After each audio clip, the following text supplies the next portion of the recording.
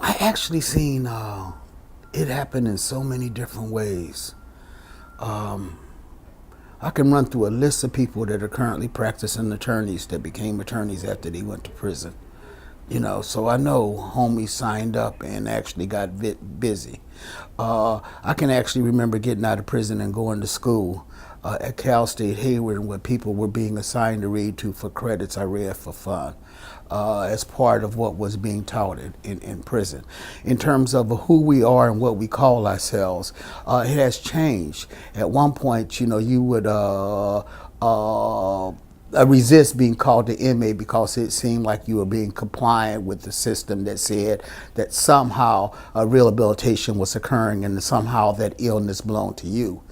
To you being demanding that you be called a person, and so you can see formerly incarcerated people, and the emphasis is on people, so the identity of who we are has changed. And you can get to other parts of the state where we have these arguments about whether or not we're a returning citizen, which I somewhat resent since I'm not afforded the same degree of rights as anybody else. So I question whether or not I am an actual citizen, because as long as I can't vote in any parts of this stuff, as long as I can't bear arms when white people are marching around with torches and actually armed to the teeth, I don't know what the hell I am, but as a citizen is not necessarily what I feel.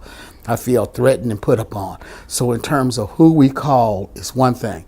Now what we get to do about that resistance, it shows up in multiple ways, and it goes the gamut from demanding that not only do we think that we're entitled to have a voice, we think that some of us think that we're entitled to have a control on a voice.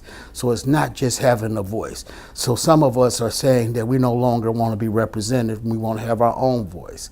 So at a certain point, when we stepping up to the plate, it's probably in a real aggressive manner to some people, and it seems like it wouldn't be that considered that if I was a woman walking into a women's rights organization and demanding that I actually be able to lead and actually have something to say. It wouldn't be that way if I was a gay person walking to a gay rights movement thinking that I should have a natural asset that I have that should be capitalized upon, not only by other people, but by myself. So it's like I actually think that at this edge, you can go from the question of policy change. You can go to the question of just flat out resistance and abolition. You can expand the gamut, but I actually think that the confidence in which people are actually approaching the issue is remarkable compared to when I came home on October the 22nd, 1981.